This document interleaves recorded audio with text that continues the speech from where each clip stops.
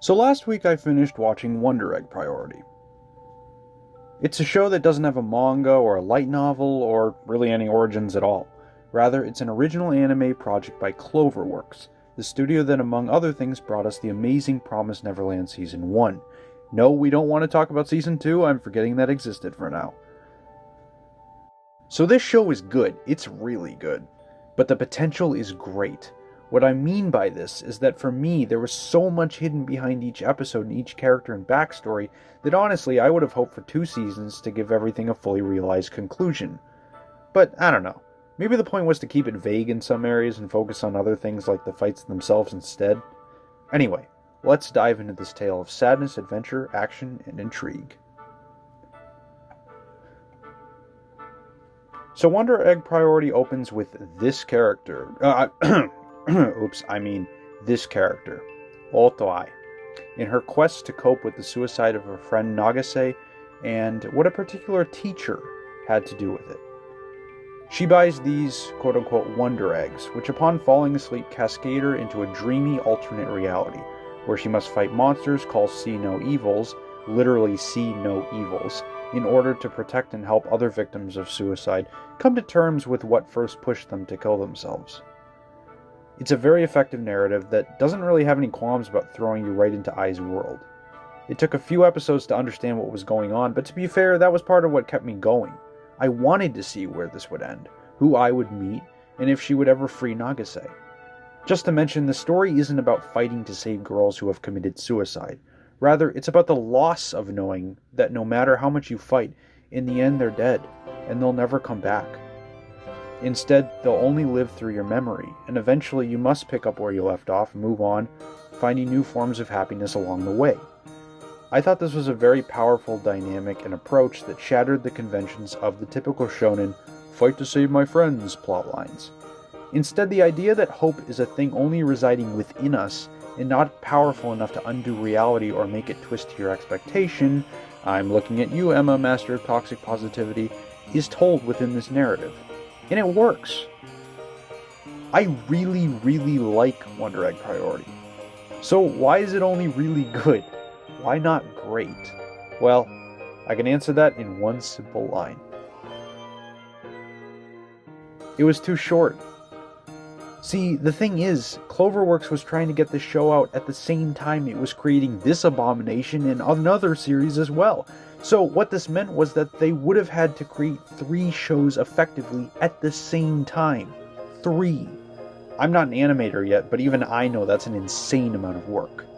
So really, I'm pretty amazed it was as good as it was. I mean, this is clearly the vision of someone who cared about their work a lot. But my problems with the show might have had more to do with what was going on in the studio and just not having enough to work with than the narrative in the show itself. I'll explain. See, Ai's character is pretty well fleshed out, but what about the others? Rika, Niru, and Sawaki. These 3 we see a lot as well, but to be honest, other than Rika, I didn't have much to say about them.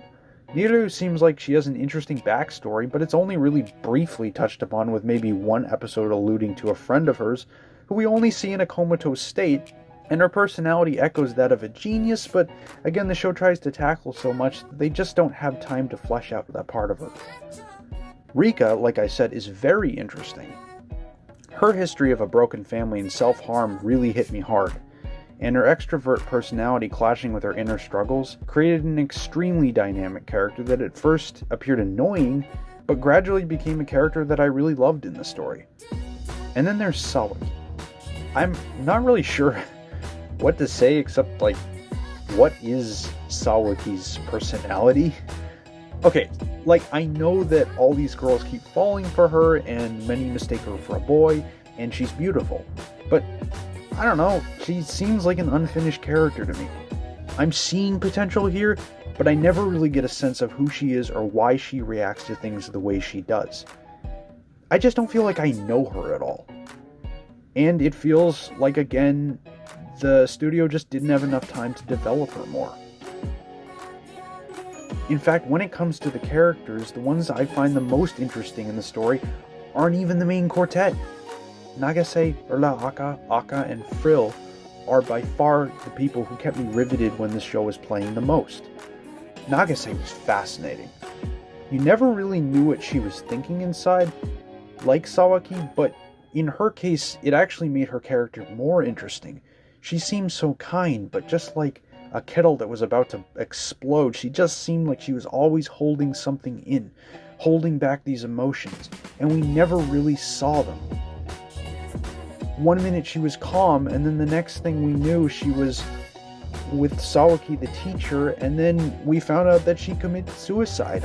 I mean, I need to know, Cloverworks, what happened? And then there's the story of Urra-acca and Acca, who left their bodies and created the Wonder Eggs.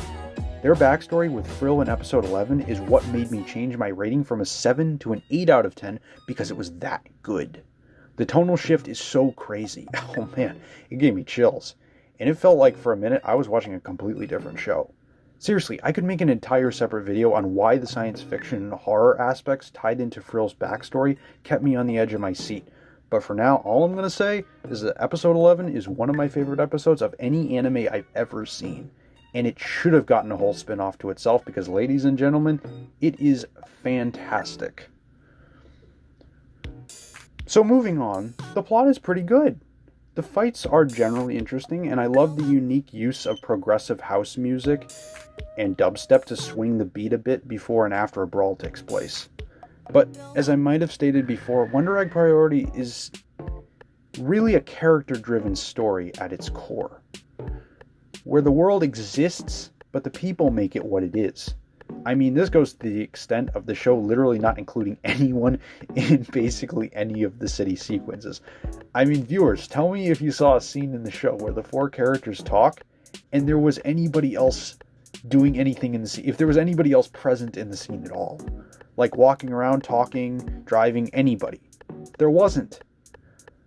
The show is solely focused on the main cast and only some of the supporting characters. And that's not a bad thing. I mean, we've all seen what too many people can do to a show. Moyorga. But where I think Wonder Egg Priority could have gone is what my problem boils down to. Even my issues with some of the characters feeling static could be fixed with some more well-done episodes. Now, I know that episode 13 comes out in July, and we can expect that will likely wrap up the narrative in some way. But I'm afraid that in the end, this is going to be one of those shows that just doesn't take full advantage of what it has to offer to people. I almost wish that less time had been spent on fighting and more just on the girls' backstories. Honestly, that was more interesting to me than them defending other people I'd never met before. But again, the time spent on battle was very well done, and I can't really complain about what I watched. The show just needed more. So if you were to ask me today if it was the kind of show that you should check out, I would say absolutely. It is a solid experience, especially if you liked anime like Madoka Magica and my personal favorite, Made in Abyss, and are looking for that cute aesthetic with a really, really dark side to it. More than most other shows I've seen, Wonder Egg elevates the narrative in realistic ways I really enjoyed. Sure, it's got its cliche moments, and it's kinda cringy every time Ai says, "No, I'm really mad," every time she's ready to slay the monster. And the strange interactions and pop culture references were almost jarring, and a little immersion breaking at some points, but the dark themes were handled pretty well, and overall the show does manage to outdo others in the mature category. Of course, you've still got to have the cute anime girls and the banger openings and endings, but hey, it's anime. That's what it's about, and I love it. So, in conclusion, solid show. Absolutely check it out. And Cloverworks, please consider making more. Seriously, we'd watch it. Anyway, let me know in the comments what you thought of this show, and I'll see you in the next video. Thanks for watching.